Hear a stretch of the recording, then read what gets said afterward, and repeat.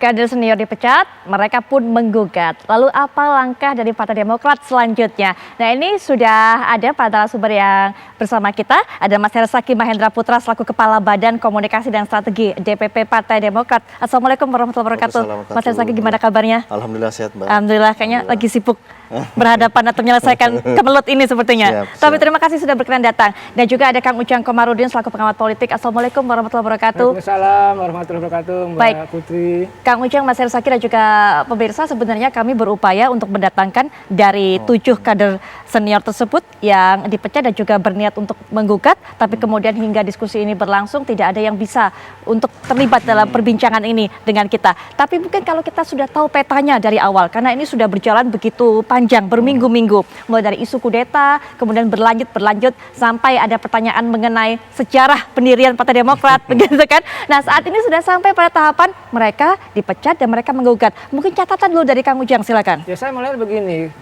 ini kan saya sekitar sebulan yang lalu mengatakan semua yang terlibat kudeta itu masih malu-malu, tidak mengakui itu. Artinya malu-malu ini?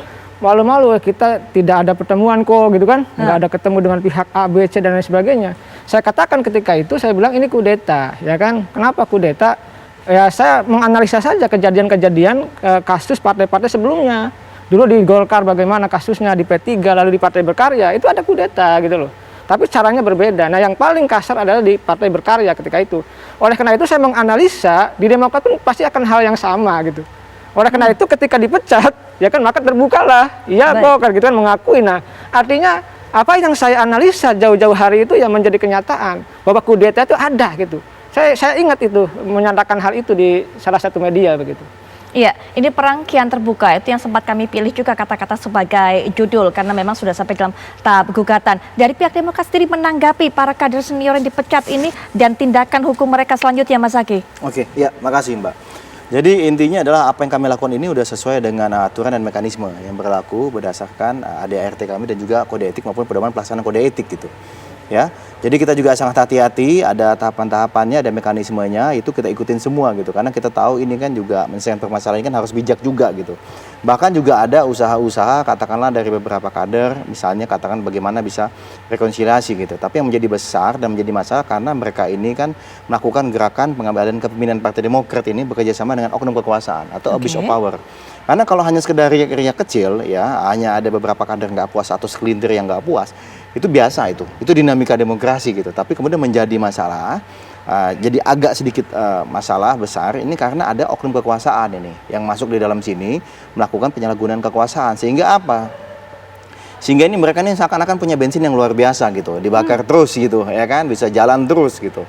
Ini yang menjadi, ini menurut pengakuan beberapa kader kami yang diajak, beberapa pemilik suara kami yang diajak untuk ikut bergabung dengan gerakan ini dan mereka katakan tidak gitu. Tapi itulah kenyataannya, ya. Nah ini satu hal yang pasti kita ketahui sama-sama juga. Nah, yang kedua, sebenarnya kalau misalnya kita bicara mengenai parpol atau bicara mengenai undang-undang parpol ya, Undang-Undang Nomor 2 tahun 2011 tentang perubahan atas Undang-Undang Nomor 2 tahun 2008 mengenai parpol sudah sangat jelas kalau perselisihan internal di partai politik itu dilakukan pertama kali adalah di Mahkamah Partai gitu loh, ya kan? Sebenarnya kan terbuka peluang kok mereka mau, aduh saya kok dipecat, saya nggak terima nih saya dipecat ya. Silakan saja sebenarnya datang ke Mahkamah Partai karena itu sudah diatur oleh undang-undang baik di undang-undang negara ini ya maupun juga ada di konstitusi kami di ADART-nya Partai Demokrat. Betul. Sudah sangat clean and clear gitu dan ada tenggang waktunya juga itu harus diselesaikan. Jadi sebenarnya terbuka aja nih kalau misalnya mau datang gitu ke tempat Demokrat ya silakan gitu. Ya, tetapi ya kalau misalnya memilih jalan yang lain ya kalau saran kami kan ini hadapilah gitu ya, hadapi jangan baper lah untuk mantan kader yang dipecat ini gitu. Baik, Kang Ujang menilainya seperti apa? Tidak kemudian datang menyelesaikan secara internal ke partai, tadi sudah ada dikatakan oleh Mas Zaki, tapi kemudian memilih untuk jalur gugatan hukum. Ya ini kan begini, saya sudah katakan juga di teman-teman media ya, saya bilang ini tidak akan selesai, akan panjang ini persoalannya karena ketika kudeta itu tidak berhasil, maka permainan itu akan lama, akan panjang. Jadi dia akan main remang-remang, tersembunyi, kucing-kucingan, bahkan sekarang sudah mulai terang-terangan. Akan mengadakan KLB di Maret dan sebagainya, walaupun tidak tahu pemilik suaranya dari mana. Ya kan, ini menjadi persoalannya. Yang menjadi titik penting bagi kita adalah bagaimana menjaga partai politik ini gitu loh. Jangan sampai partai politik ini, apapun partai politiknya diintervensi oleh kekuasaan. Ini yang sekarang terjadi gitu loh. kita ingin gini memperbaiki partai politik, karena gini, partai politik ini hulu dari semua kepentingan bangsa. Artinya gini, dia menyiapkan kader-kader kepemimpinan bangsa. Kalau partai politiknya rusak, dirusak, dipecah belah, ya maka kepemimpinan bangsa akan rusak. Nah, saya 2019 lalu dapat bocoran, ya saya diskusi dengan salah satu teman di KSP, mohon maaf ini saya sampaikan saja, bahwa memang yang dituduhkan dari pihak X itu oknum kekuasaan itu gitu, itu memang berkeinginan untuk maju di Pilpres 2024. Baik. Jadi oleh karena itu tadi ada skenario untuk mengambil alih Partai Demokrat begitu. Jadi saya sudah melihat jauh-jauh hari 2019 yang lalu. Baik Kang, itu yang saya garis bawahi, intervensi kekuasaan. Nanti juga Mas Zaky bisa berikan tanggapan mengenai hal ini, termasuk juga kita akan melihat bagaimana upaya Demokrat untuk bisa menghindar dari intervensi kekuasaan tersebut. Tapi setelah jeda berikut ini kami segera kembali. Kita sudah tahu bersama bahwa dari 7 kader senior yang dipecat oleh Demokrat sudah berani untuk bisa melangkah, melakukan step berikutnya, Mas Zaky. Kemudian ditambah lagi Mas Zaky sendiri yang mengatakan, oh ini seperti dapat bensin, dapat dorongan dari ada intervensi penguasa. Sejauh apa kemudian Demokrat bisa siap, kuat untuk bisa menanggapi hal ini?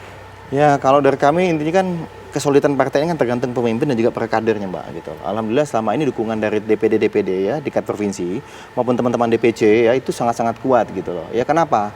Buktinya kami juga tahu ada aktivitas gerakan pengambil alihan kepemimpinan Partai Demokrat ya, yang bekerja sama dengan oknum kekuasaan ini juga dari para kader kami di daerah, ketua-ketua DPC itu yang melaporkan setelah ada pertemuan mereka melaporkan.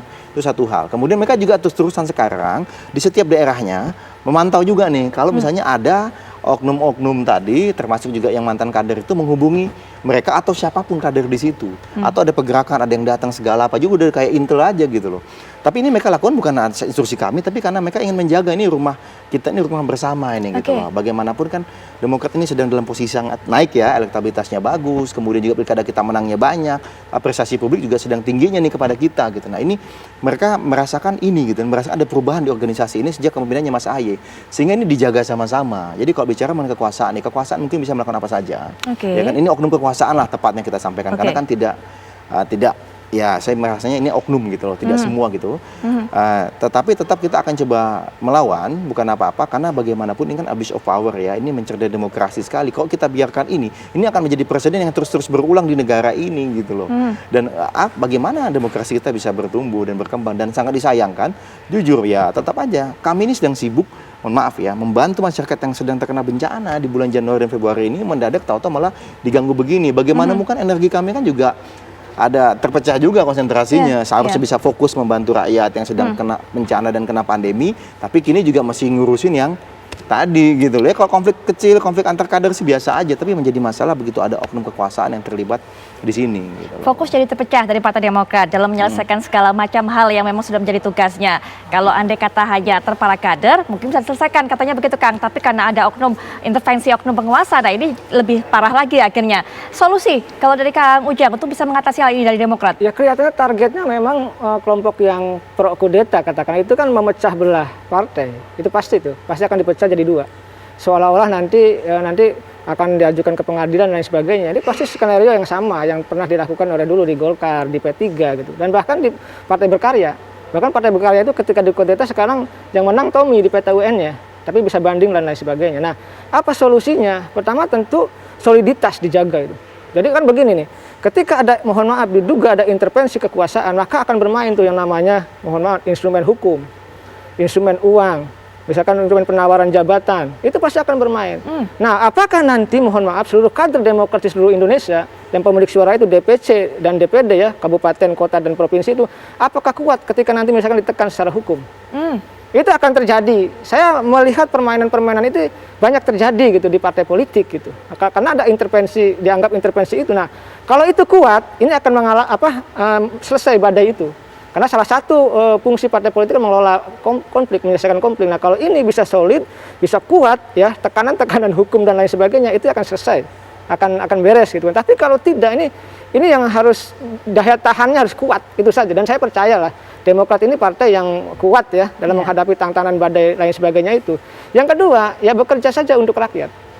Jadi dua saja, soliditas dibangun. Yang kedua, secara eksternal ya membangun simpati publik. Kerja-kerja nyata dilakukan oleh Partai Demokrat. Nah kalau seperti tagline-nya Demokrat ya, bekerja bersama rakyat gitu. Itu kalau itu terimplementasikan dengan baik, ya bersama-sama rakyat, berjuang untuk rakyat, saya rasa nanti akan dapat simpati dari publik.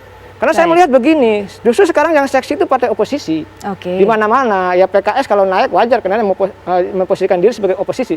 Demokrat juga trennya naik, Ya. yang memposisikan diri sebagai oposisi. Kenapa? Karena ini bejana yang berbeda dengan partai koalisi. Jadi kalau koalisi partainya itu turun, elektabilitas dan lain sebagainya, atau mohon maaf, manajemen pemerintahnya tidak bagus, mohon maaf gitu, maka yang akan naik oposisi. Baik. Itu biasa, karena bejananya berbeda begitu. Baik, sebetulnya kita masih akan terus menunggu bagaimana kelanjutan hal ini, Mas Zaki. Tapi terima kasih sudah berkenan untuk datang memberikan informasinya kepada kami. Kang Ujang juga terima kasih memberikan Sama-sama, analisanya. Mbak Putri. Tadi kami juga sudah sempat menginformasikan kepada Anda bahwa dari pihak 7 kader senior yang dipecat memang tidak bisa bergabung dalam diskusi ini. Tadi Pak Darmizal tidak bisa ikut bergabung, kemudian juga Pak Marzuki Ali juga tidak berkenan menyerahkan kepada kuasa hukumnya tentunya. Tapi memang sampai diskusi ini selesai, tidak ada yang bisa memberikan pernyataan dari pihak lawan daripada Partai Demokrat.